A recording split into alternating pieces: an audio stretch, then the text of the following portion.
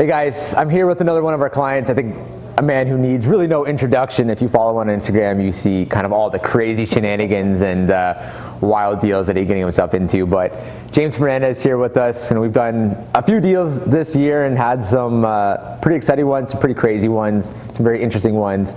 Been a great man to work with and kind of watch grow himself from being an investor to tackling a large apartment building in London. So James, has been great to work with you so far and looking forward to do more. But I think maybe first thing that we start with, one of the first deals that we did together was a large multi-unit parcel deal in London. There were some other borrowers on the file, but you guys were looking to purchase, I think it was 6 buildings. That's right. It was 4plexes, duplexes, some triplexes. Financing was getting a little tight. Trying to leverage, just keep as much money in the deal as possible, and we were able to get it done with a giant blanket collateral private mortgage. Yeah, it was a pretty interesting deal. The seller was very difficult to work with, and it was a parcel deal, 6 properties, all separate titles. There's first, second, and third position mortgages on that deal from the seller, and discharging those and getting everything ready. It was an extremely complicated deal, especially back then at the experience level I was. That was insane. And working with you through that and kind of just chugging through the deal as we try to solve each problem that came up. It was challenging, but it was phenomenal, and it worked out really, really well in the end. Yeah, and not only were they all separate titles, but they were all conjoining properties. So had to have different ownership structures for each specific property. And even though each property was being purchased in its own specific entity, we were still able to do one big blanket across all 5 of the properties. You guys made a great equity return on that, in and out within, I think it was 6 months, able to get it done. So just a great example of how you can utilize collateral.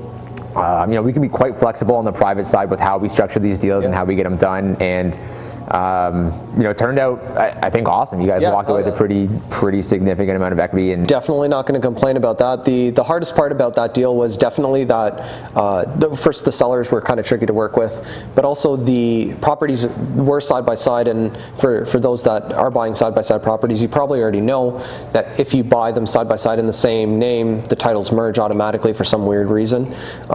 We obviously didn't want them to merge because we were trying to separate those parcels. So that added a layer of complexity to the deal that I, at that point, was not necessarily prepared for. So thank you for helping me through that. Of course. Getting through that deal really set me up well for tackling larger deals in general, where I was talking to Peter, who's behind the camera right now, about our apartment building that I've going on right now. It's 33 units in London, Ontario. But that's a huge step forward from going buying a duplex or whatever February 2020 to let's just say September 2021 buying an apartment building. So definitely a push, but figure out how to get it done. So thanks for the help. Yeah, and I think it's just a good example of how you can utilize private financing early on in your career, and that private financing is sometimes, it really only takes one solid deal, whether it's one property, whether it's 6 properties together in a parcel, but that one deal can really springboard you moving forward. And if there's enough equity available and you're buying it undervalued, or you're creative enough and you are able to negotiate a strong enough deal, the equity takeout on that deal on the refinance, exactly. It really springboards you forwards, gives you the equity to be able to move forward.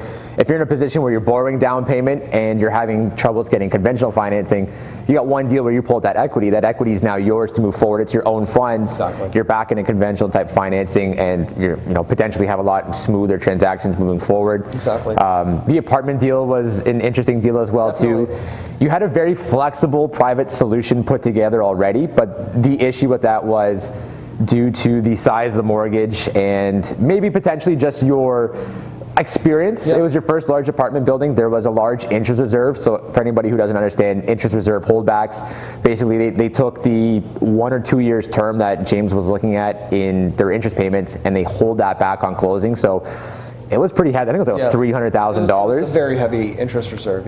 That is an additional $300 or $300,000 that you had to come up with on close, and to come up with an additional down payment. So I know we were looking at trying to leverage some of your other properties, second mortgages, collaterals, and the solution that kind of worked out the best was to find a different private route, someone who was not an institutionalized type private, but just a private guy. Yeah. Didn't have the same interest reserve holdbacks, didn't need to be able to do any of those types of unique financing, was able to collateralize a few properties. And bring that loan to value right up. Yeah, I think we did 75%? It ended up being around 75 or 80%. 75, 80%, yeah, with no holdbacks, so less money to come up with.